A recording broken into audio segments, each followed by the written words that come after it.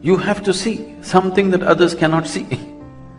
If you don't see anything new, if you don't see anything fresh that others cannot see, for sure you will become an object of ridicule.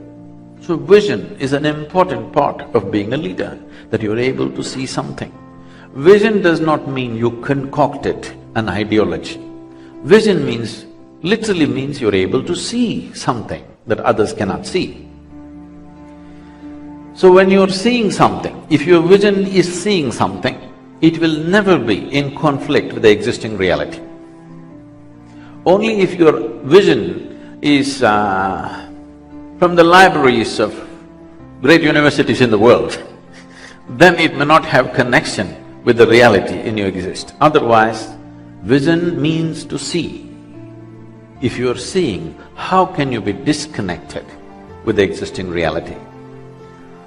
But I know where this question is coming from, because for most people their vision comes from books that they've read, or something that they have concocted in their mind because they're supposed to have a vision. No, vision means to see. I think for ages, we've always credited women being more intuitive or more visionary, for which they were burnt and killed and battered for so many things because they could see something that others could not see. So, a woman has had I'm sorry if it sounds bad, I'm only saying it in a certain context. A woman has had a privileged position where she could sit back and look. Man was in the thick of action, not seeing anything. Day-to-day race with somebody else kept him busy that he could not see anything, dust in his eyes. But woman sat back and looked, not involved in the activity but just looking and seeing. So she saw things that others could not see. She developed capabilities within herself where she could see things that two eyes could not see. When you say an oracle, you think of a woman, not a man. Men also, but generally in the world, if you say intuition, if you say somebody is an oracle, somebody is could see something, means generally the image of a woman comes up. This is for many reasons. Are you interested in other reasons or just in social and business reasons? Hello? It's a question. Other reasons, okay. This will need a little rejigging of your logic, because this is of a different nature, what I'm going to speak now. In the making of the human being, who we are right now, the form that we have taken, is a product of the solar system in which we exist. In many ways, the solar system is functioning like a potter's wheel to bring this up. There are beautiful examples or analogies for this. The Adi Yogi, the first yogi, over 15,000 years ago, when his disciples asked him, can't we evolve further? He talked about evolution. He talked about evolution 15,000 years ago, not 150 years ago after Charles Darwin came. He said, first the life upon this planet happened as fish, then it became a turtle, then it became a wild boar, then it became half man, half animal, then it became a dwarfed man, then a full-fledged man but volatile in his emotions, then a peaceful man, a loving man, a meditative man. The next one is supposed to be a mystical one. So when he spoke about this, people around him naturally asked, so can't we evolve further right now? So he said, unless there are drastic changes in the solar system and the way it functions, you cannot physically evolve further, but you can evolve in your consciousness if you're willing.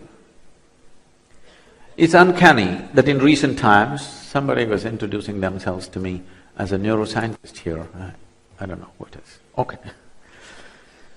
Neurologically, a lot of research has gone into this in the last 6 to 8 years, and the same question has come up Can't we have a bigger brain than what you have right now? How many times you thought the men around you, couldn't they have a little bigger brain? To anybody around you, this question comes up.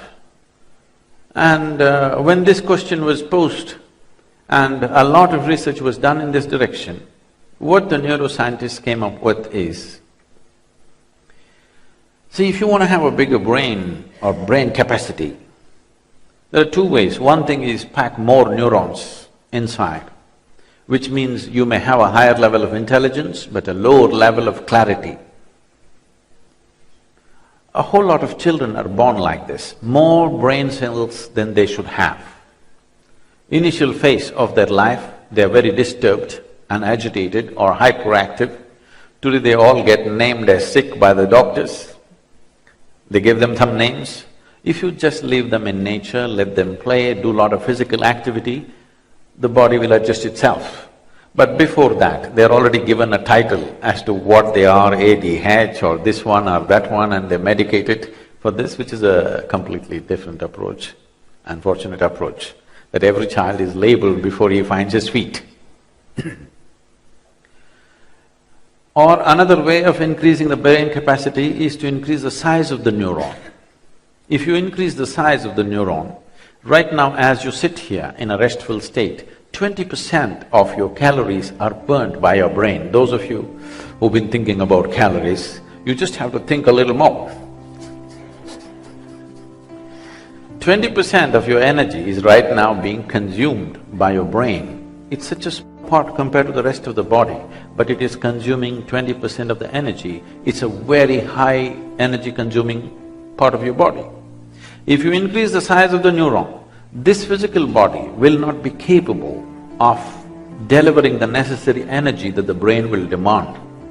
So they said you cannot increase the brain capacity, but you can use it better. It's uncanny, after 15,000 years we say the same thing. And this is not because of neurological principles, this is because of physical laws in the universe. Physical laws are determined on this planet because of the structure of the solar system. Or what they're saying once again is, unless something about the solar system changes, you cannot change the structure of your brain or structure of your body. So in that sense, the solar system has a serious role to play. At what speed it is spinning, how it is doing things, has a serious role to play in the way your body has shaped up, in the way your intelligence has shaped up, in the way the human being has evolved over a period of time. Considering this, there are three very important factors. There are 9 important factors, we'll not go into that. The 3 most important factors are the planet, the sun and the moon. It is only because our mothers' bodies were in sync with the cycles of the moon, we're even born, otherwise we wouldn't be born. Similarly, the cycles of the sun, which happens once in 12.25 years, have similar impact on us, but that is not noticed by most people because it's 12.25 year span. So the cycles of the sun and the cycles of the moon have a serious impact. The cycles of the moon have a larger impact on the feminine of the nature. I'm not talking about male and female, I'm talking about masculine and feminine as 2 different qualities in nature. When I talk about this as masculine and feminine, not as male and female is just a byproduct of the masculine and the feminine nature which exists in nature. In the yogic system, you will see always a full-grown yogi means he is depicted as half man, his right-hand side is man, the left-hand side is a female body. He is always depicted like this. A full-grown yogi means both the masculine and feminine in him has grown to its fullest extent. The logical and the intuitive, the masculine and the feminine, the ability to conquer and the ability to embrace, both of them have grown within him to its fullest capability. So, when we talk about the nature of human development on the planet, we have been at a stage where survival has been an issue for a long time. In our perspective, it's a long time, but in the life of the planet, a few thousand years is not a long time. In these few thousand years, survival has been the biggest issue. When survival is the biggest issue, masculine was most important, naturally. Procurement was most important. Fighting it out for every piece of bread was most important. Now, like never before, though still many areas of the world have to be handled, still, like never before, our food and survival has been organized like never before. Never before in the history of humanity was survival process as well organized as it is today. Today, if you have the money, you can go to the superstore and buy everything that you need for the next 1 year and not step out of your house for 1 year. This was not possible. Every day you had to go for water, every day you had to go out for food, every day you had to go out for everything. This is only in this generation that we are beginning to experience this. So this is the generation where slowly feminine can find its expression. My concern right now is, because we are a transiting generation from survival process to evolving into other dimensions of human potential and capability, here the feminine becomes important. And here it's very important that we do not mold success around masculine nature. Right now, if a woman wants to be successful, she has to be like a man, go get it. This has to change, our idea of success has to change so that it is not fitting into masculine mold where all women will become like men in some way to be successful. Because killing of the feminine is happening rampantly in the last maybe 1,200–1,500 years. This has been an active process because somewhere we find feminine, we have misunderstood gentleness as weakness. We have misunderstood softness as a useless process of life. Our idea of strength is like this. This has to go. Our idea of strength has to change. Our idea of success has to change. Our idea of what it means from conquest to inclusion, it has to happen. Right now, our idea of having something is to conquer that.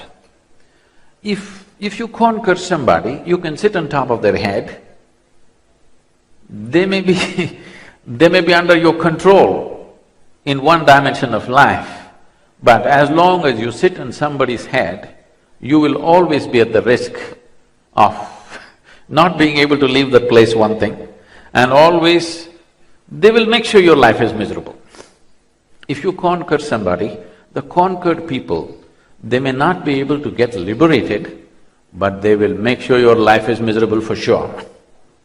So if life has to happen beautifully, from conquest to inclusion, from masculine to feminine, the shift has to happen. I am not saying from male to female, I am insisting from masculine to feminine needs to happen. The feminine has to flower and flourish. A time has come for that because survival is not the biggest issue anymore. We can relax our masculine nature a little bit and allow the feminine to flower. If that answers your question, I'm sorry. Thank you. Sadhguru, what's your greatest passion? I'm sorry? What's your greatest passion? Oh, I do not know how not to be passionate about anything. I'm sorry? Oh, I'm very passionate about them. Am I not speaking to you passionately? Am I speaking you without involvement? See, passion essentially means involvement, isn't it? Can you be passionate without involvement? No. Right now, people have understood passion as a unidimensional thing. A man and woman are sitting together, that is passion. No, you can be passionate with the whole universe. Why not? Why are you passionate with one thing and not passionate with the other? It's a crime. It's a crime against humanity and life that your passion is limited to one or two things. Whatever you set your eyes upon right now, you must be absolutely involved with it, isn't it? If you're involved with it, there is a passion. And if your passion is not discriminatory, if your passion is universal, then you become compassion. Compassion means all-encompassing passion. Compassion doesn't mean kindness. Kindness is only useful for those who have fallen. Yes? Yes or no? For the sick and the dying, kindness is good. For one who is doing well, he doesn't want to be treated kindly or compassionately. He wants to be treated with passion, isn't it? Yes or no?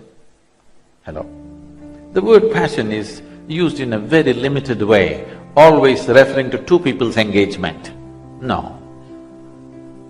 How can you not be passionate about anything that you're in touch with? I'm talking in terms of the very air you breathe, the earth that you walk upon, and everything else that is in touch with you right now. If you're not passionate, it essentially means you don't care a damn for what's around you, isn't it? If I'm not passionate with you, what it means is I don't care a damn for you. I've come here to deliver something. No, I'm not coming here to deliver anything. I'm here because I'm passionate about every piece of life. Because you mentioned women. Can I tell you a bit of a story? Is it okay? Hello? Hello, I'm talking to you. I had a great-grandmother who lived up to 113, 113 years of age. Those days, people said, she's a devil of a woman. Because if she laughed, the whole street shook. In those days, a woman was not supposed to laugh loudly. I don't know how they managed to live with women who could not laugh. It must have been torturous. So she laughed in such a way that the whole street shook when she laughed. So people said she laughs like a devil. I was just 4 or 5 years of age. I thought, if the devil is the one who laughs, somehow he seems to be more attractive to me. And she was more attractive to me than anybody around because she laughed in such a way. I saw her in all kinds of states. She would be laughing and crying at the same time, singing and dancing and laughing and crying. She was over 100 at that time. When I saw her, she had crossed 100 mark. And I've seen these things happening. In the morning, people give her a breakfast. When she was 68 years of age, after she buried her husband and many of her children and a few grandchildren, because she got married at 14, by 68 she had seen everybody coming and going. So she left the family, built a small place for herself with her own hands and lived there. When we went there for vacations to our ancestral home, she would always come to see the children. And when somebody gave her breakfast, she would just first take the breakfast to the ants, to the birds, to the squirrels, and she would watch them eating. And there were people who were self-appointed advisors who said, "You old woman, you don't eat anything, you will die one day." All these advisors died, but she continued to live. I've seen her many times. She would just watch the ants eating the food and tears would be flowing. I thought she's just emotional about these ants. And when people said, "Why don't you eat?" she would say, "I'm full." I thought, this is some stupid emotion. It took me 25 years to experientially come to the same place where how you could be nurtured by things around you. It is not just the food that you eat which does things to you, it is the level of involvement and contact that you have with life which does things to you. You could be well-nourished without eating anything for quite substantial amounts of time. She was a living example of that. So that's the first woman who made a big impression on me. And my mother, I think in many ways, she played a very significant role. I didn't handle it that way at that time. I remember as children, if we traveled somewhere, my mother did everything in the house. Okay, she never involved herself in any economic activity as it is today, but for the 4 of the siblings that we had, she did everything in the house. She stitched, she embroidered, she cooked and she worked. She was definitely the most valued person in the home, not because she brought money home, simply because she was home. Very easily I can imagine my life without my father, I can never imagine my life without her. So when we traveled, she would look at the pillowcases and empty pillowcases, white sheets.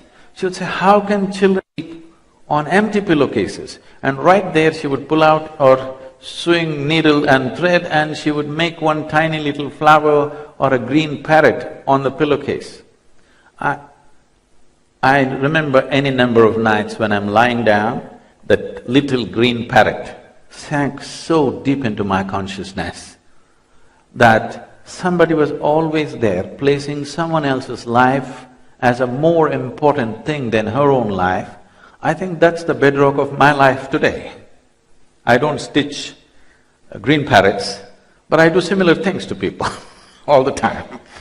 And then my wife, she was like my shadow. And now many women around me, my daughter and many others, over 70% of important positions in Isha Foundation are held by women, not because they're women. I don't choose people by gender. I just go by their competence. What I see is if you provide a safe enough and a respectful enough space, a woman's creativity flowers wonderfully. A lot of her time is gone in life just trying to look right, sit right, stand right. All her intelligence and her effort and her energy is gone in the world because she's always seen as a showpiece. She's always trying to sit right, dress right, look right. A whole lot of energy and time is gone in this. If you take away this, if you just provide them a respectful and a safe place, I find they're doing wonderfully well. As I said, 70% of important positions in the foundation are held by the women, not because of their gender, simply because of their competence. And here I am with you today.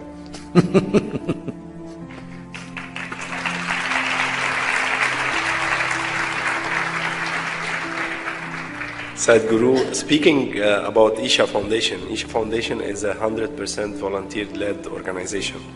How did you manage to involve more than 2 million volunteers in your projects, and what is the significance of volunteering? Oh. The word volunteer literally means one who is willing. If you're not willing for life, I don't know why the hell you're here. You must be willing. Are you 100% yes for life? I'm asking you. Hello? Are you 100% yes for life? That means you're a volunteer. That means you must be doing things what you truly care for in your life, not some rubbish that somebody else values. So I made this impression on people that in your life, you must be doing what you care for. You do not do anything that you don't care for. Because if you're doing some rubbish that you don't care for, your life is a wasted life. You need to understand, first of all, the most important thing that everybody needs to constantly remind themselves of is that you're mortal. That means you have an expiry date. That means it's ticking away right now. Yes or no? Oh, you don't like this? Whether it's you or me, right now, we may think we are going to many places, but actually, we are rushing towards the grave. This is a fact. If you're constantly aware of this, you will not have time to do anything other than what truly matters to you, isn't it? And every human being should be doing only that which truly matters to you. When I went to school, this was my biggest problem.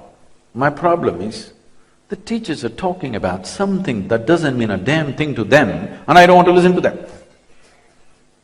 I'm not willing to listen to anybody if they're speaking about something. It doesn't matter how great the subject is. If it doesn't mean anything to them, I don't see why I should listen to it. It doesn't matter how simple a matter it is, if it means something to you, I'm willing to listen to it. Because if it doesn't mean anything to you, why are you even uttering it, first of all? This is always my question. So I went to school in a very strange condition. I must say something about this.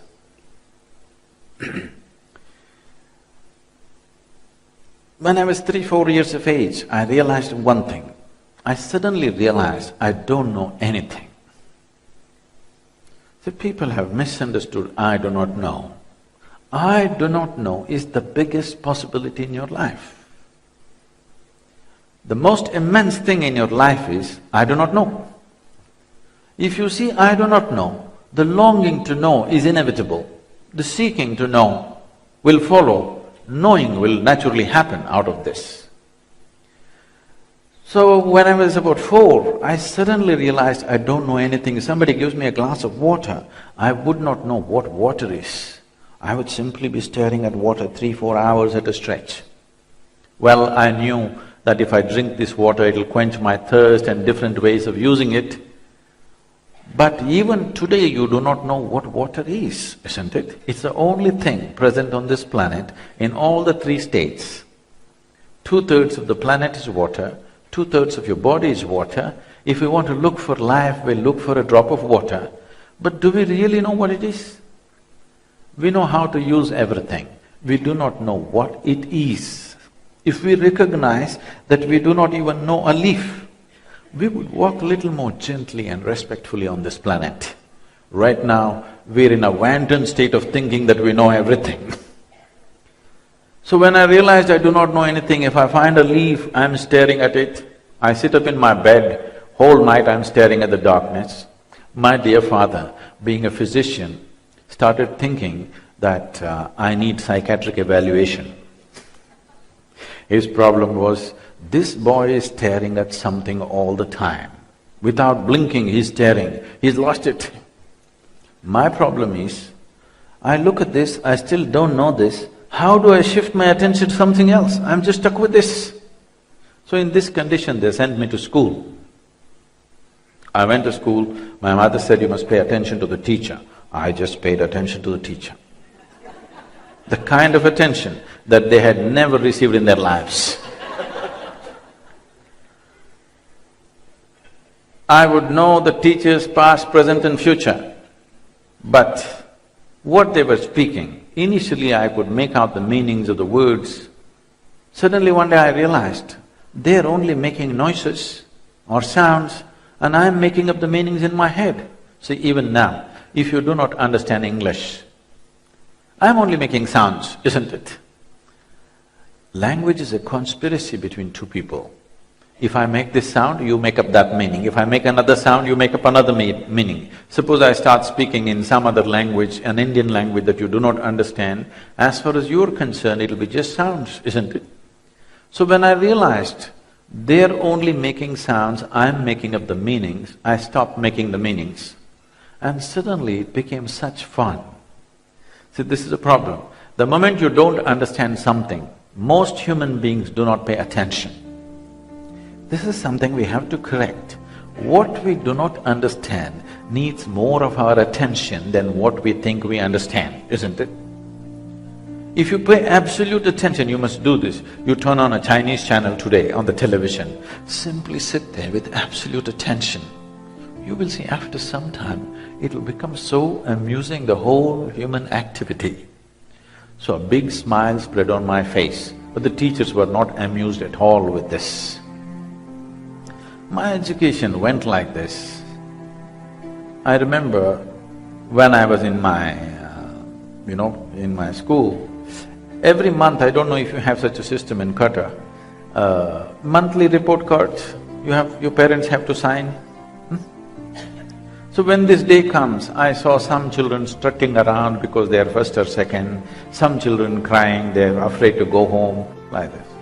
Never once did I ever open this report card. The teachers gave it to me, I took it and gave it to my father. I thought this is a transaction between my teacher and my father. I had nothing to do with it. Because I consistently had 6 zeros in every report card. I gave an empty paper every time. If they insisted, I wrote my name, otherwise just an empty paper. So my education went like this, somehow past the final exams, always went on. 5 years ago or 6 years ago, The school where I studied over 40 years ago, they came to invite me to their 125th anniversary. The trustees of the school came to invite me and I said, "See, please, why me? I was not just a not good student, I was not even a student. Why are you inviting me?" They said, "No, our school has produced federal ministers, our school has produced cricketing stars, film stars, all kinds of people. You're the only mystic, you have to come." So I went. I went and stood up in the quadrangle to speak, same oppressive buildings, and I suddenly looked at this classroom and I remembered I was 12 years of age. One afternoon, as usual, I'm paying absolute attention to the teacher. I can't hear a word that he says, but I know everything about him. So that afternoon, he's trying to get a response from me. After 35–40 minutes of serious attempts to get a response from me, where those are days I wouldn't utter a word for 3 to 4 days at a stretch, because when you don't know anything, what do you say? I simply stare at everything. So he came and shook me violently like this, and he said, "You must either be the divine or the devil. I think you're the latter." I was not abused by this or insulted by this. Till that moment my problem was, I don't know what is this, what is that, what is that, what is that. Everything created attention for me. I knew one thing, this is me. Suddenly this man confused me about this also. Then I started looking, what the hell is this? I couldn't make out, so I closed my eyes, initially for minutes, hours, days. One day I sat down with my eyes closed. I thought it was 25–30 minutes, and when I opened my eyes, there was a crowd of people. India being what it is, garlands around me, people trying to pull my legs, somebody wants to know about his business, somebody wants to know when his daughters will get married, all kinds of rubbish that I had never imagined possible. I said, how the hell did you come here? They said, "You've been sitting here for 13 days. In my experience, it felt like 25 to 30 minutes. And big crowd had gathered, I had to leave the place because just to avoid these crowds. Why I'm telling you this is, life is in many more dimensions than you imagine possible. It is only in enhancing your perception, you will access it, not in making conclusions. This is one thing we have to bring into our children, that most of the universe that we live in, we do not know, a sense of wonder and interest in everything that's around us. Right now we have idiotic conclusions about everything that we keep changing every 25 years. It's time we pay attention to the magnificent creation in which we are living. If we do this, all the other things that you're talking about will naturally fall into place. Because see, the fight in the world, the conflict in the world is not between good and bad as people would like to project it. It is always between one man's belief or other man's belief. I believe this, you believe that, somebody else believes that, we are always fighting endlessly.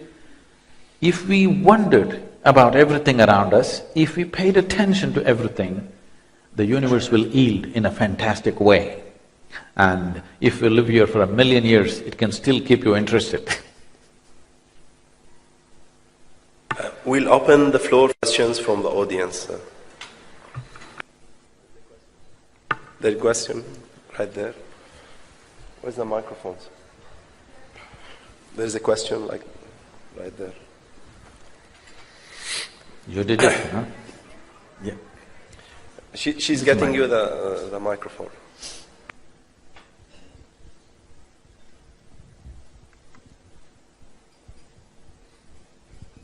Hello. Okay, my name is Hala. I have a dream, it makes my heart sing.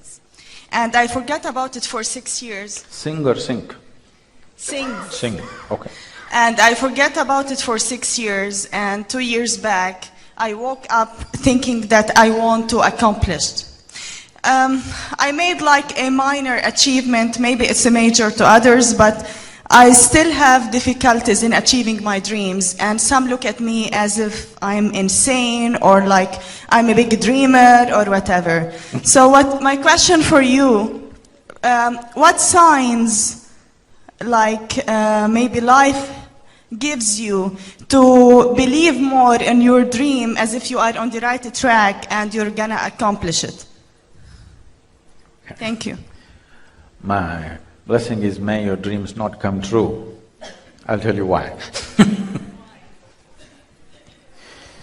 See, if your dreams are big enough, it will never get completed in one lifetime. Only if you have petty dreams, you can fulfill it in a few years. If you have a truly large dream, you know you will only take one step in your lifetime and somebody else will further it tomorrow. It will go on. So may you have such dreams that they will never be fulfilled. But your life is beautiful because you're working for a dream, not because it will happen. It is just that if you can take a single step in a lifetime, that's a great thing. If your dream is large enough, so make your dream enough so that your dreams are not fulfilled in this lifetime. Oh, will that make you miserable? That's the whole thing. This is the whole thing that we have not established. Right now, for most human beings, the song in their heart will die if some situation around them does not work out the way they think it should happen. You see any number of frustrated, depressed, beaten human beings simply because their inner experience is determined by what's happening around them. In the very nature of things, life is made in such a way that the outside will never happen 100% the way you want it. Even if you're just two people in the family, it still doesn't happen the way you want it, isn't it? If it's happening 51% your way, you have the controlling stake. 100%, it never happens. Is it a fact for everybody's life? And it should be that way. Because if everything happens your way in this world, where do I go? Where does everybody else go? Something happens my way, something happens your way, something happens somebody else's way, it's fine. The world need not happen 100% your way, it should not happen your way. But at least you as a person should happen 100% the way you want yourself to be, isn't it? This one person must happen 100% the way you want this person to be. If this one person happened 100% the way you want himself or herself to be, how would you keep this one, blissful or miserable? I'm asking you. See, what you want for yourself is definitely the highest level of pleasantness. What you want for your neighbor may be debatable, but what you want what you want for yourself is 100% clear, the highest level of pleasantness. If pleasantness happens in your body, we call it health. If it becomes very pleasant, we call it pleasure. If your mind becomes pleasant, we call it peace. If it becomes very pleasant, we call it joy. If your emotions become pleasant, we call it love. If it becomes very pleasant, we call it compassion. If your very life energies become pleasant, we call this bliss. If it becomes very pleasant, we call it ecstasy. If your surroundings become pleasant, we call it success. This is all you want in your life, isn't it? Success is the only thing. The outside pleasantness is determined by many forces, not just by you. All of them must cooperate to create outside pleasantness. But to create inner pleasantness, you don't need anybody's cooperation, just you, isn't it? This one thing, if you make it happen, then you would not naturally enlarge your dream in such a way, it cannot be fulfilled in one lifetime. The fear of suffering is what is making people dream small, think small, work small, because I dream big and if it doesn't happen, what will happen to me? I will become miserable. If you have an assurance, whatever happens, this is how I will be, you would dream really big, isn't it? I must tell you a small example. They were on the video showing the project Green Hands. In the year 1998, some experts from United Nations came to southern India and they made a prediction by 2025, 60% of southern India will be a desert. Maybe you don't mind that living in Doha, but when they said a desert is a bad word in southern India. A desert means a horrible place. A desert means life cannot sustain itself. So when they said desert, I wanted to look at this because South India has a history of 12,000 years of agriculture. People have been tilling the same land for 12,000 years. And in one generation, we're going to turn it into a desert. I didn't like the idea. I wanted to see and I traveled around just to see if it's true. And then I found it won't go till 2025, it may happen much sooner than that. I tried to look at what is I'm not some kind of an environmental expert or something. I just saw what is the big problem. Why is it going to become a desert? One thing was there was not enough green cover in the state where we are. The national aspiration is 33% green cover, and Tamil Nadu had only 16.5% green cover. So I made a simple barefoot calculation. If we plant 114 million trees, in 8 to 10 years, in 15 to 20 years, we will have 33% green cover. So I called a bunch of volunteers and told them, let's plant 114 million trees. Their eyeballs rolled. I said, Sadhguru, do you know what is 114 million? 114 million trees, how are we going to plant? Then I asked them, what is the population of the state? They said 62 million. I said, if all of us plant one tree today, take care of it for 2 years and plant one more, you got the number. Even a beggar on the street can plant one, isn't it? All of us are using it.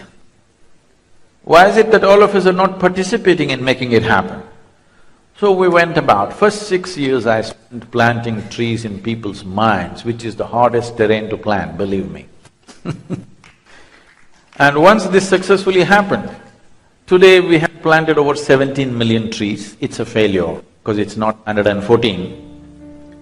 17 million trees in 9 years we planted.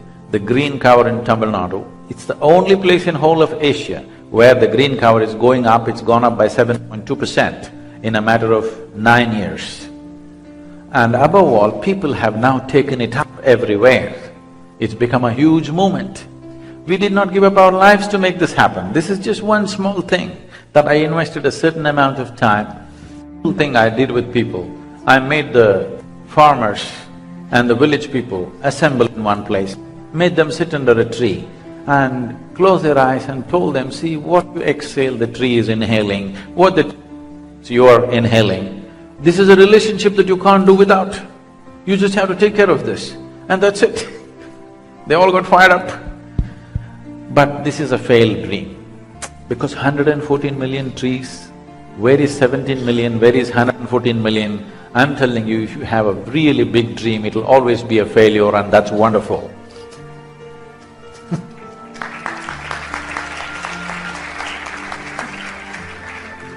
Hello, good afternoon, Mr. SADHGURU. My name is Asil, I'm from Bahrain. I'm an entrepreneur. I don't have a question, I might have a comment to what you said. I do agree, we need to think and we need to meditate, but success can be achieved only through hard work, realization, thanking God, and measures of success only your determination of your success. Nobody can tell you how successful you are. There's no measure, there's no parameter.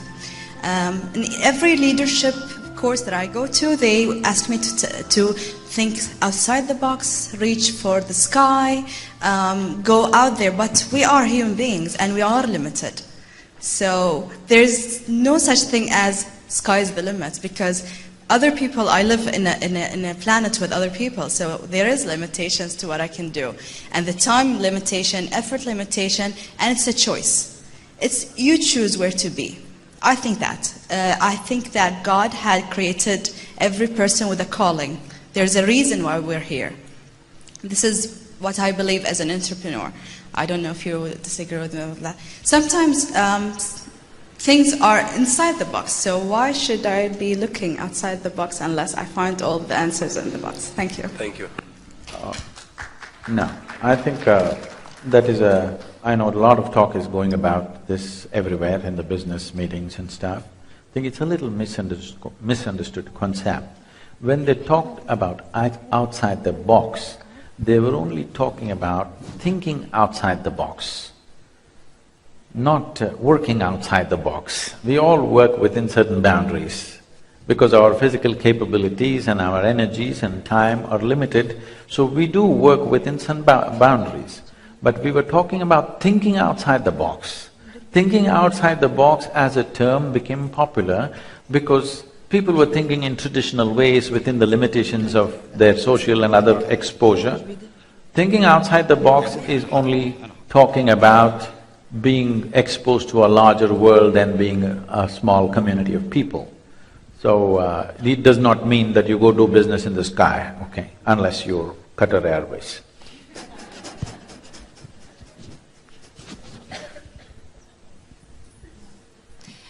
Good afternoon. How challenging is for people to find their inner peace, and how do they know that they reach it? It is not challenging, it is just because they have not done the right things within themselves that peace seems to be such a big thing. These days, everybody is talking about being peaceful as the ultimate goal in their life. Even the so-called spiritual leaders are talking about peace being the ultimate goal. But I'll ask you a simple question with all due regard to all of them. Tell me, could you enjoy your lunch today if you were not peaceful? Hello? No. So enjoying your lunch, is it the highest achievement in your life, I'm asking? If you have a dog at home, you throw something that he likes, he will eat joyfully, isn't it? What's the human problem? We can't sit joyfully, we can't eat joyfully, we can't do anything properly because we have been given an intelligence that we have still not learnt how to handle, isn't it? It's an evolutionary problem. From goat becoming a giraffe, I don't know, she is the genetic expert, she must tell me how many million years it took. From a pig becoming an elephant, it took millions of years. But a monkey becoming a human being happened pretty quick to a point that we think there is a missing link somewhere. It's an evolutionary problem. Suddenly, we are endowed with a certain dimension of intellect and we don't have a stable enough platform for that. Unless you create one, you will see you not being peaceful, you being stressed, you being miserable essentially means your own intelligence is working against you. Yes or no? Your intelligence is not working for you, it is working against you. Any other creature on this planet, please see, stomach full, they're peaceful. Human being, stomach empty, only one problem, stomach full, 100 problems. Because you're not able to handle your intelligence. What is a phenomenal gift to you has become a problem because you have not created a stable enough platform to operate this intelligence. It's something that every human being needs to work at. Being peaceful is not even an issue. There are many ways to understand this. I know, let me not make a ridicule out of this, there are many ways to understand this. See, suppose you lose your peace today. Who gets the first dose? Somebody in your family, they get the first dose of you not being peaceful, isn't it? If it continues tomorrow, you may pick a quarrel with your neighbor. If it continues tomorrow, you may end up fighting on the street with somebody. If it continues tomorrow, you go to your workplace and yell at your boss. The moment you yell at your boss, everybody knows that you need medical attention. When you screamed at your family, they thought it's normal. But if you scream in a place where it's going to have serious consequences for you, everybody knows that you need medical attention. If they take you to your doctor, initially he tries to talk you out of it, it usually doesn't work, so he throws a pill into you. A little pill if you take, you become peaceful. Maybe not forever, for a certain amount of time. What is a pill? A little bit of chemicals. It is making you peaceful, or in other words, what you call as peace is a certain kind of chemistry. What you call as joy is another kind of chemistry. What you call as ecstasy is another kind of chemistry. Agony is another kind of chemistry. Misery is another kind of chemistry. Stress and every human experience has a chemical basis to it. Now I'm talking about a technology through which you can create the right kind of chemistry, a chemistry of blissfulness.